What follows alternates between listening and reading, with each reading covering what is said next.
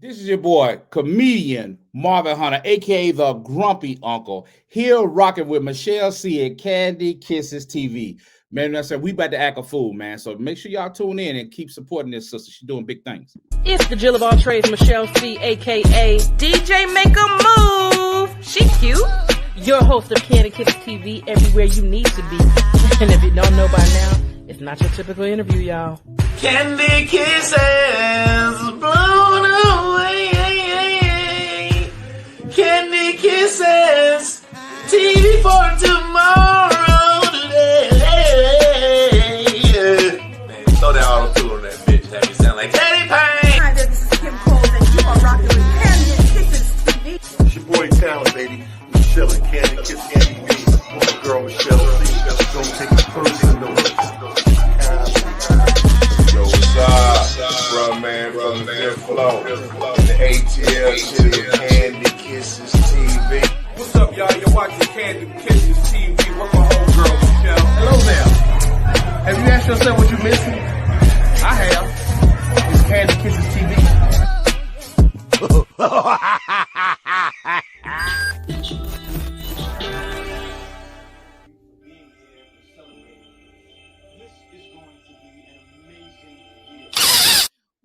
What up, Kiss fam? It is your girl, Michelle C, aka DJ Make a Move, the Jill of all trades, and I'm bringing you another dope talent. Now, first and foremost, let me let you know something. It is season 5 in this thing. You hear me? We just coming up with some new talent on season 5, and before we get into it, I got to threaten y'all like I always do. Subscribe now. I'm gonna tell you, mama, act like she done raised you right. Now, It's all good. It's all good. So I am bringing you another dope talent. This young man has been doing the comedy thing for a long time. I met him quite a few years ago, just being behind the scenes in the comedy world like I always am. And ironically, one of my homegirls that I actually went to middle school with made mention to him. She was just like, do you know my boy Marvin? He was in the army together. And I was like, well, I don't know him personally, but I'm sure I'll cross paths with him. And I did, and I'm glad I did. Introducing Mr. Marvin Hunter. Pew, pew,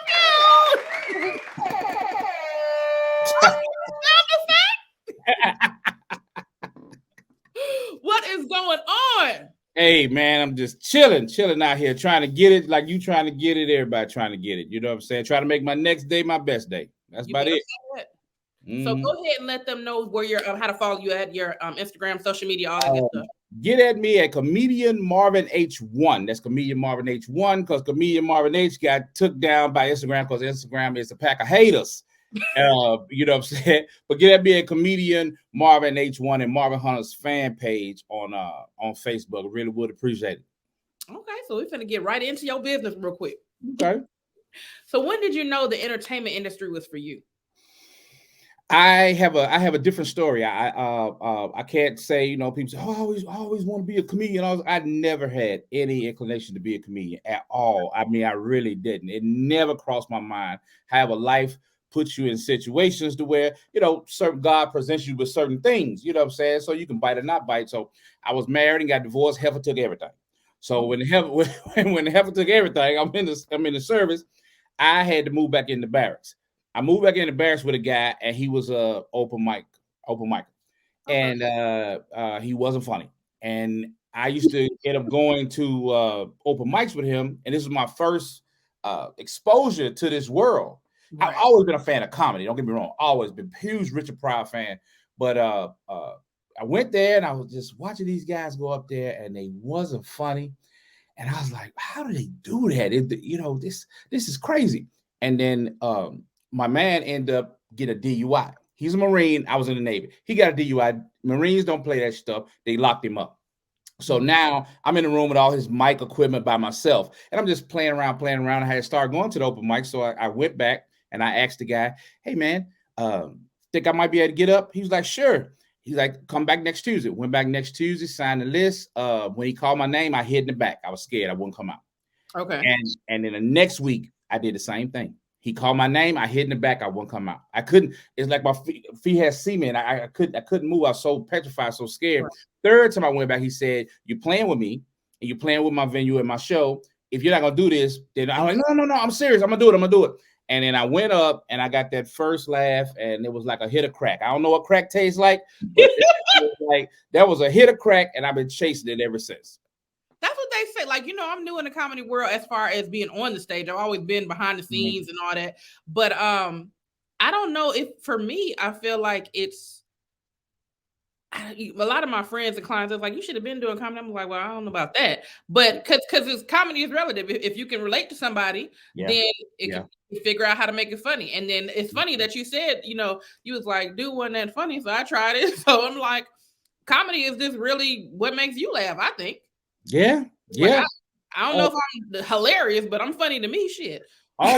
Always think of it like this. There's somebody out there that relates to you. I think people get up a lot of times like, man, nobody want to listen to me. No. Human beings are not that unique. There's somebody out there that thinks just like you think. And your job is to find them. You know what I'm saying? Yeah. Do it long enough, you'll find them. Yeah, if you find your fan base. Yep. Now, speaking of you getting on stage and you done in the back for 3 nights. When you finally hit that stage, what made you say, okay, I'm gonna shake it off, I'm gonna go ahead and do it? Well, I knew that I could because I seen the people that were up there, they weren't funny.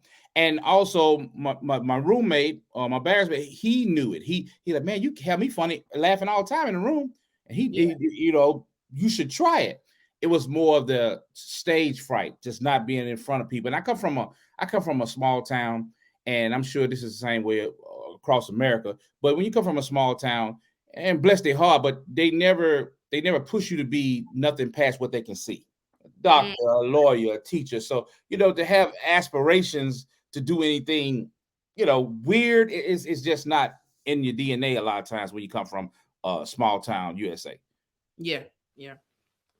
Now, one thing I noticed as being behind the scenes in the comedy world for a long time, that as a comedian, you have to be a writer too. Yeah. So what was your, what was your writing process like? What was your inspiration of how you came up with your stuff? Well, when I first started, I had a mentor named Kento, rest in peace. He told me, he said, get a piece of notebook paper and make 2 columns. He said, on one side, I want you to list everything that pisses you off. And on the other side, I want you to list everything that makes you sad. That's your material. Because you will approach that from an emotional standpoint. That's your building block. And that's what I did, and it worked. It worked. That's some good advice. That's just a writing technique. That's pretty dope. So did you start as well, I don't know, because for me, I've always been a writer. Like I did poetry or wrote songs and stuff like that. Did you ever have that type of writing skills, or it was just strictly comedy? I got married when I was 20, like an idiot. And so I was married for 11 years, 9 months. And so it was a rebirth, so to speak, when I got divorced. And I was trying to discover myself. So I actually was doing poetry. I actually won a poetry slam. You know what I mean? It was a little bullshit poetry slam in Guam, but it was a poetry slam. I won a poetry slam. I was in the poetry, and I'm a huge rap fan. So, I've tried it. I've tried it all. You try to find yourself. Listen, you got to do it somewhere. Yeah. What is your ultimate goal in the entertainment industry? Like, do you want to write movies? Do you want to be in movies? Or, people ask this question all the time, and I never give, I guess, the correct answer that I'm supposed to give. I want to be respected by my peers. I want to be counted in the number of great comedians. Now, does that mean if that leads me to a sitcom? Outstanding. If that just leads me to a working A-list comedian at comedy clubs, that's fine too. But I love this. I love it not just for the freedom to get on stage and express myself, but just to be a part of something that's bigger than myself. The fraternity of comedians means a lot to me. You know what I'm saying? And money's good too. Money's good too. Money's always good. But that being counted, that, you know what I'm saying? Like, I know I'm good. They know I'm good. I'm respected amongst my peers, and I can get up and rock anywhere. And that's another thing I take pride in, be able to do white crowds, black crowds, churches, whatever. I just love this thing, that called comedy, man. To be able to get up there and bring joy to people who might be going through something is just a blessing. I plan on writing a book about my military sea stories. I'm in the process of doing it now. and it's just this is a wild ride. I thank God for it. You know what I'm saying? God put it in my lap. I don't want to disappoint him, you know. Yeah. Now you know what I did notice too, like sometimes you don't even realize you think like a comedian. Mm-hmm. And what I mean by that is like a lot of times, like people, my main job is a makeup artist, so I'm always like the therapist by default, not because I want to be. And they just keep telling me, "Oh, this happened, my cousin got shot, or whatever, whatever." And I'm listening to these bad stories all the time, but instead of me like grabbing onto that burden and saying, "Oh, I'm gonna be way down too," I find a humor in it. Yes. And I'm like, is something wrong with me? Am I supposed to be finding humor in this? I have that sixth sense of humor. I think all comics have that sixth sense of humor. You know, it can get you in trouble sometimes, but well, I don't speak on it, but I do be thinking, I'm like, well, that's supposed to. Well, okay. yeah.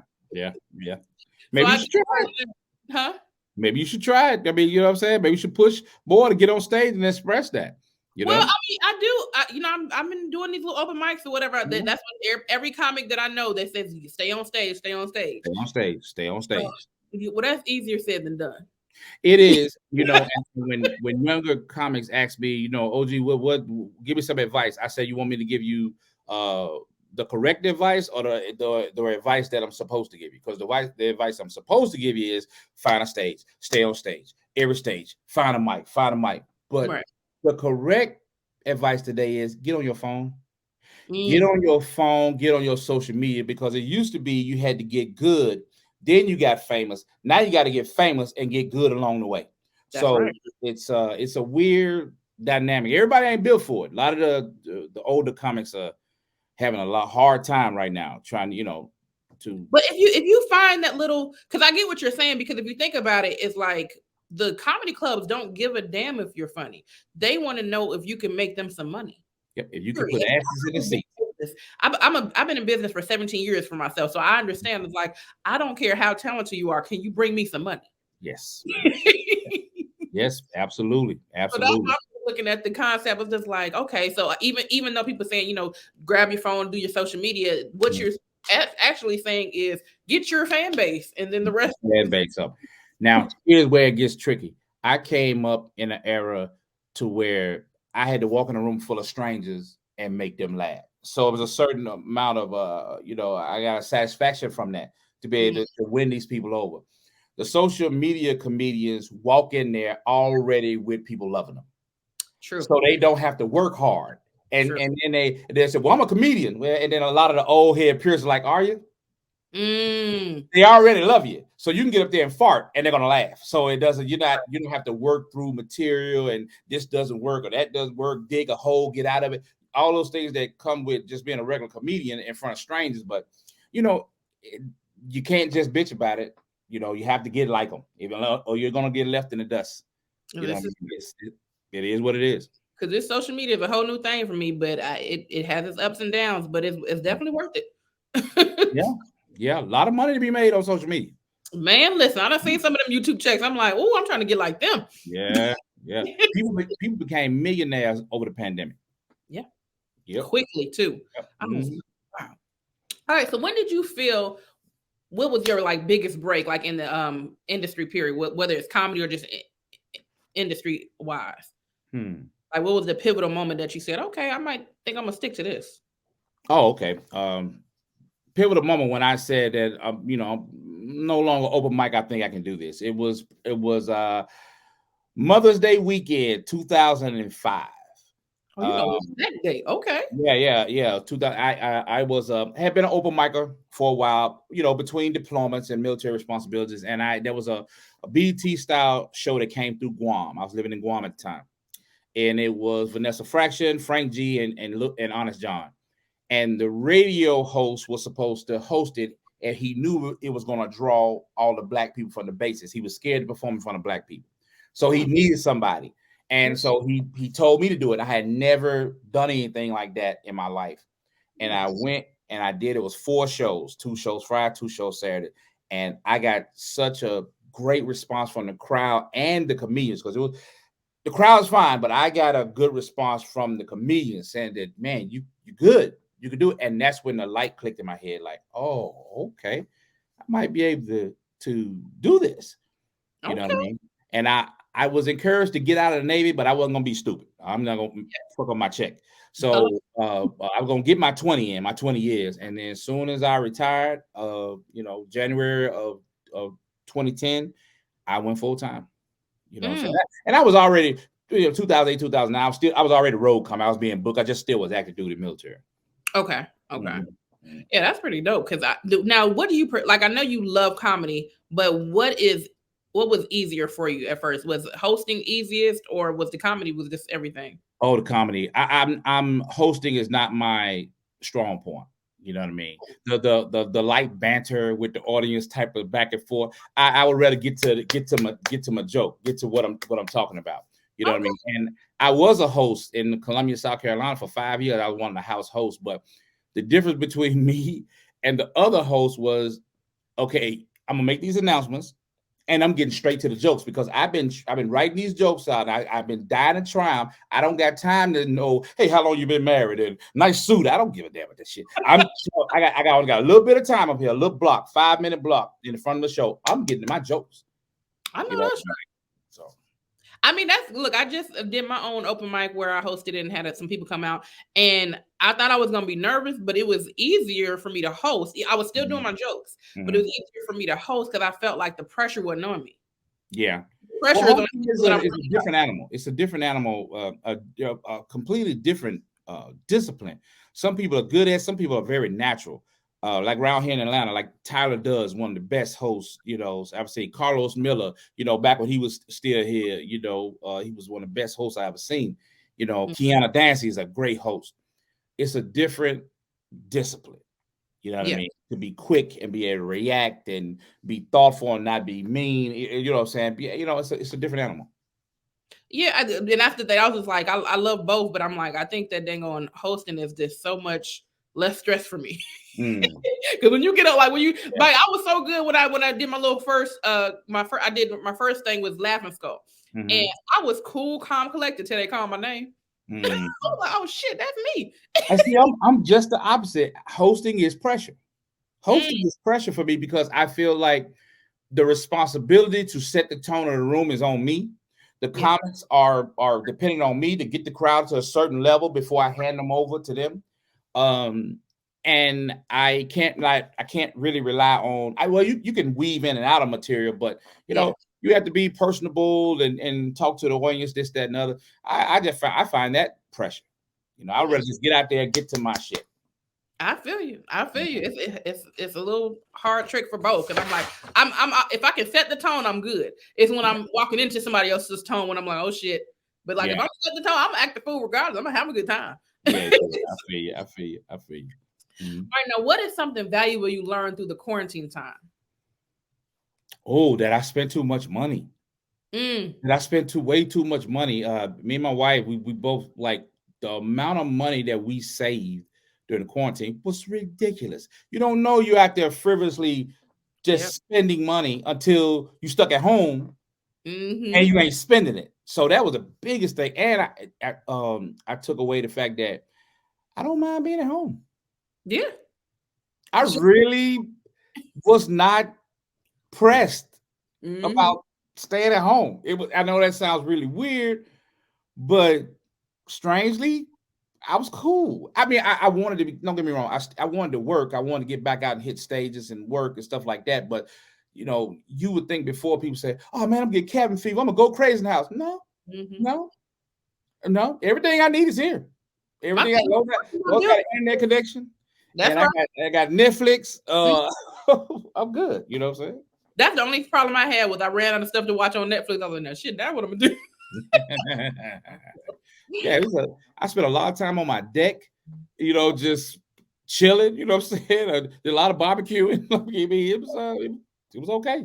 That's when you were like, chilling is okay. I ain't got to work every second. It's okay. I really took that away from that. Yeah. If you could play your ideal role in a movie, what kind of character would you play, and what type of movie would it be? It would be the character would be someone no nonsense. Someone no nonsense that's wrong with my personality. I mean,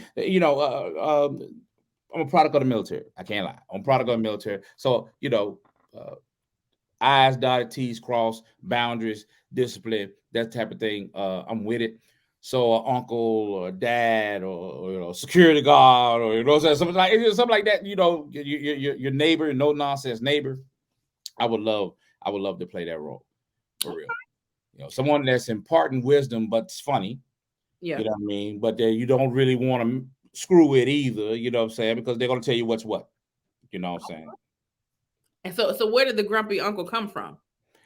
A collection of things. I'm a product of the South, Vicksburg, Mississippi. Okay. And I'm of a certain age. My dad was a civil rights worker. I spent 20 years in the military, so I'm full of boundaries. I have, people go out of their way to make life a gigantic gray area today. I don't believe that. I know some stuff is gray area, but some stuff is right and some stuff is wrong. You don't push an old lady down the stairs for any reason whatsoever. I don't give a damn what she said. You don't push her down the stairs. I believe in that kind of stuff. There's certain stuff you don't do, but nowadays it seems like everybody just want to, I'm gonna do whatever the hell I want to do, and everybody should adjust to me. I'm the guy to speak out against that, so it makes me seem like the old grumpy asshole, and I'll take that. I want to know who the hell pushing grandmas down the stairs. Well, that was an example. That was just an example, because you will say that, and I've had someone say this to me. Well, it depends on what she said. It depends on what she did. No, it does not. You don't push an old lady down the stairs. I don't care what she did. That's not proper. Some things are not proper. So, Well, what about a light graze? Well, that's a light graze for an old person. That's pretty much you thrust kick them. You 300 Leonidas. This is Sparta. Her ass off the stairs for an older person. They don't have the balance that they used to. Okay. All right. Now we was talking about you was talking about you love rap earlier. So who is your favorite rapper and singer, and why? Oh man, I have so many. Razcast. Razcast is one of my favorite rappers of all time. Inspector D.A.Q from Wu-Tang. Favorite rappers of all time. Rakim, of course. I'm a big fan of Big Crit. I'm a big fan of J. Cole. So I like old school. I like new. I just like people who have complex rhyme structure. Jay-Z. Jay-Z is amazing. I like double entendres, triple entendres. I like that stuff. I like the people who put thought. Cause I wrote poetry. So people who put thought into their stuff. I like it. The cleverness. Oh, I'm a fan of his. I didn't realize how much. Like, how you be hearing stuff on the radio and you be like, "Oh, I like that song." You don't realize in all the songs that I'll be like, "Oh, I like it." It's his. I was like, "Oh, yeah. I think I like him then." Yeah, I'm a fan. I'm a fan of rappers who are clever. Yes. Mm-hmm. Now, if you weren't in the entertainment industry, what do you think you'd be doing as a career? Well, I was a welder for 20 years in the military, so I had all the equipment and stuff. And before the comedy bug bit me, I really was gonna start my own business. You know what I'm saying? But I treasure that skill. It's something. It's a trade. Something no one can ever take that away from me. I try to tell young people all the time. College ain't for everybody, but get a trade. Get a trade, because no one. They're gonna always need electricians. They're gonna always need carpenters. They're gonna always need people who know how to do certain stuff, and you will always eat. You always have something to fall back on. So, that's not popular these days, but that's what I always tell people. So it would probably have to be, some along that lines. You know what I'm saying? Yeah, the trade is the way to go. Like, I had a whole bunch of stuff, dreams and aspirations, but I'm glad I did pick something and then branch off. Because even with the trade that I did choose, I'm still doing everything entertainment I want to do. Yeah, I feel you. So what are some words of wisdom you would give any upcoming entertainer or entrepreneur? Oh man. Find a line and stick to it. Don't let your values be compromised. It's too much of that. It's way too much of that, man. Like, stand your ground, man. Stand your ground. And I know it might be painful, but you'll find people who respect it. You'll find there's other people out there like you. Stand your ground. Don't just, don't be so flexible to where you're flimsy, you're wishy-washy. You know what I'm saying? Stand your ground. Know that this is a treacherous business. Chew you up and spit you out. Have a thick skin. Don't be naive. Understand, everybody's not your friend. Because people smile at you, a crocodile smiling at you. You know what I'm saying? He's trying to eat you. So Understand that. Not telling people be paranoid and pessimistic. Just understand, like, this is a dog eat dog industry. Mhm. You know what I'm saying? You know, there's horror stories of people getting too close to people thinking they're your friend, they cut your throat. Yeah. You know. So That's the funny thing. That's the biggest thing I've been warned about this in the not necessarily in the entertainment industry, but this comedy world. People, watch your back because this people will steal and this person will do this. And I'm just like, and then I thought about it, I was like, it's not different than the makeup world. Yeah. Because it's basically competition. And like, though we're in the makeup field, we're not necessarily, stabbing each other in the back, but at the same time, you'll have, like I said, I've been working for myself for 17 years. You'll have somebody, you hire them, show them everything then they'll try to steal your clients, or they'll talk behind your back. So I was just like, pretty much the same industry I'm dealing with, just a different way. Yep, exactly. I mean, it breaks hearts. The entertainment industry breaks a lot of hearts. I mean, man, there's so many stories. I mean, I just be your own person. Be your own person, and don't expect another person to help you be successful. That part. You gotta do it on your own. It's cool if somebody's helping you. That's cool. Thank God that they're there, but don't expect them to always be there. Yeah. And don't expect someone because y'all cool, you expect them to put you on. They're not gonna do it. That's right. And you're gonna be frustrated. You're gonna be like, "What's wrong with them?" And they must not never be my friend. It ain't even about that. Yeah, it'll be nice if they do it, but they're just not. Human beings are not. We want to advertise ourselves, be so helpful. Really, we about ourselves. Right. You got the person in the mirror. You got to help that person. So. Yeah, self-preservation is the rule of thumb. Absolutely. Because I actually had a good friend of mine. She was telling me about how she was at this comedy club and she was doing comedy, whatever. And she did some joke and it went over well. The host said, "Oh, that was good. I'm gonna make that famous before you do," and actually stole her joke in her face. Let me tell you something. I did a Pride Week. I did a show for LGBTQ during Pride Week. So there's a hotel downtown, and I went down there and I did the show. I headlined it. So did the show. Went out to get my money, waiting to get paid to bounce. One of the comics came out and said, and I don't remember this person's name for nothing, but it was this dude. He's LGBTQ. I don't know if he's transgender or just cross-dressed. I don't know, but he's famous. People know him, and so he was hosting. And dude came out, he said, "Hey man, that joke you told, dude just told the audience that he's gonna take it, and and that y'all don't run the same circles, and that you'll never know." I like, did he? I got my check, went right back into the venue, walked right down to the stage, walked up on the stage while he was on the mic, took the mic away from him, and told them, "This joke has already been on TV. I've already said it on TV. So that's my joke. So you can say it all you want, but that's my joke." And I gave him the mic back and walked out. Oh, wow. Okay. Yeah. So that's how you do that? Yeah. People are crazy, man. People are crazy. You know what I'm saying? So that's the rule of thumb. If it's on TV, it's yours? Pretty much. Okay. Now, that used to be the rule of thumb, but now with social media, it's kind of weird because what's happening now is everybody's trying to jock for attention on social media. So as a comic, you put content. Well, then somebody takes that joke and then they make a meme of it. The meme goes around everywhere. So now people looking at you and you say it like, "Oh, he stole that off of social media. That's a meme." That was his joke. Right. Or that was her joke. And that's the only thing that I'm finding that's kind of difficult trying to navigate as far as the writing is concerned and stuff like that. Because again, I was a writer first. So anytime I write something, I'm copywriting it. Yeah. So I'm like, now how you can copyright a joke, but can you? You know what I'm saying? Because it's like, we've been dealing with the honor system for so long, but it's to the point now people really will. It doesn't matter. They'll take it if they want to take it. They'll take it. We see it all the time, and they're blatant with it. So, there was a time when I was coming up, comics would beat your ass. Oh yeah, they will beat your ass. I witnessed some of them. Oh, I've seen it. You will beat your ass for you don't take a joke. A joke is your baby. You constructed that joke. That's your baby, and that baby makes you money or put foods on the table and send your kids to school. And you got some clown up here doing your shit. That'll send somebody. Some people send them over the edge. Yeah, I understand. Like anything you do and you work hard for, you like, hey, bro. What you doing? So I definitely get it. Yeah. Now name one entrepreneur you look up to and why.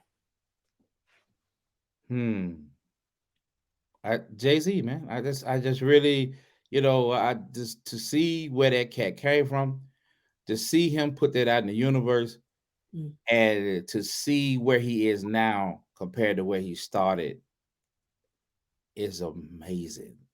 Mm-hmm. I don't know that there's this weird shit in the black community that any black person that's super successful must be with the Illuminati, or Right. it must be some shady shit going on. That's the most disrespectful shit ever. Because what you're saying is black people can't be successful without the aid of the devil. Pretty much that's what you're saying. You know what I'm saying? But I just I see how LeBron carries himself. Like LeBron. Still think Jordan is the GOAT, but Jordan was an asshole, a noted asshole, and that's fine. I ain't trying to be the nigga friend, but LeBron, the way the brother carries himself, come from a single parent home, defies all odds. I just really admire that. So there's people out there that I really, really look up to what they're doing out here. You know what I'm saying? And if I had to model myself off of something they're doing, it will be them. Well, now we are getting to our fun segments. Our first one is Kiss or Diss. These are just celebrity crushes. You decide who you kissing, who you dissing. Okay. All right. We have Halle Berry or Carrie Hilson. Who you kissing, who you dissing? Oh, Halle Berry. Kissing. Okay. Yeah, absolutely. Not even a question. Not even close. Okay. Regina Hall or Taraji P. Henson. Who you kissing, who you dissing? Kissing Regina. Okay. All right. Last one. Rosie O'Donnell or Roseanne. Who you kissing, who you dissing? Oh my God. Y'all got tetanus shots after this shit? Oh God. Shit. That's hard. Gotta pick one. Good Lord. Oh. I know I'm supposed to ask you fast. I know I'm supposed to ask you fast. I know that. I know everybody answers fast. Man, good goddamn. No, everybody don't answer that one fast. I feel like you're trying me right now. You trying me? Like that's oh my God. Last one a little hard. Jesus, that's bad. Can we kiss him on the forehead? I didn't say where you had to kiss. You kiss him yeah. where you All right, I kiss Rosie O'Donnell on the forehead. You know what I'm saying? I guess. Oh my God, that's horrible. All right, we are moving on to our D.A.Q. That stands for dumbass questions. They're just regular fun questions I want answers to. If you can make a law for one day that everyone in the world has to abide by, what would it be? Oh.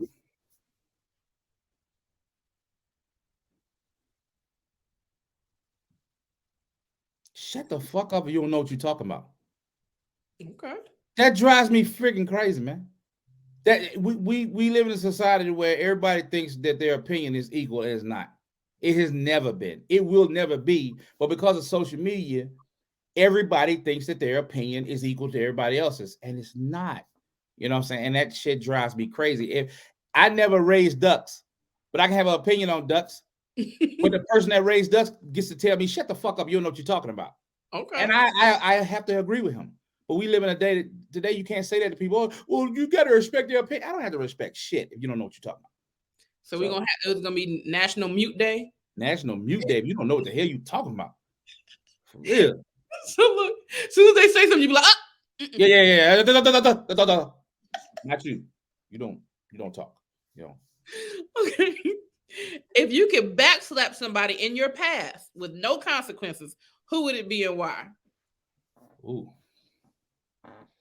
I used to have a supervisor, Jimmy Carter. I would like to mud stomp that motherfucker if I came across it. And then I had another motherfucker named Lancaster I allowed to live with me and trying to be the roommate from hell. I would like to slap shit out of him if I could.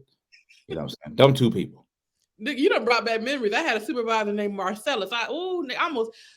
I caught him in the street one time slipping, luckily my friend was with me. She was like, "Don't run him over. Just don't." Yeah. I was Real. Everybody ain't meant to supervise, man.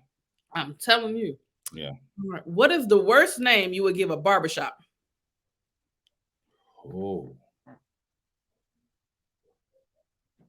Shit. I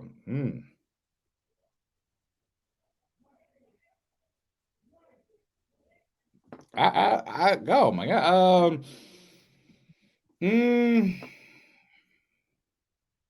I don't know. That's hard. That's hard.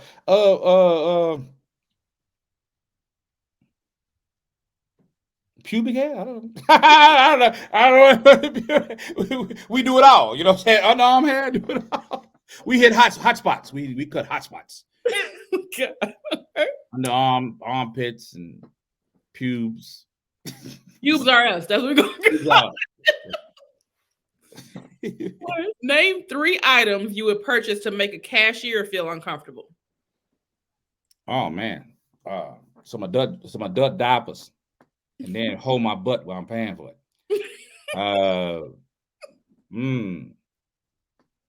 Go to the pet store and buy a parakeet and be like, man, I can't wait to get this home and eat it.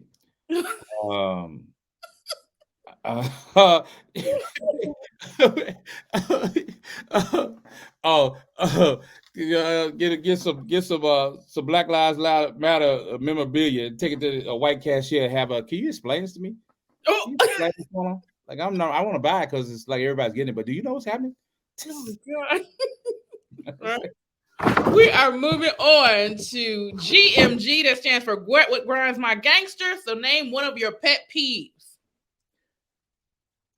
Loud, obnoxious, rude, aggressive people. You know what I'm saying? I volatile people. Okay. Volatile people grind my gear. I'm 51. I just can't be around people that are unpredictable and volatile. And I run away. I find somewhere else to be. You know what I mean?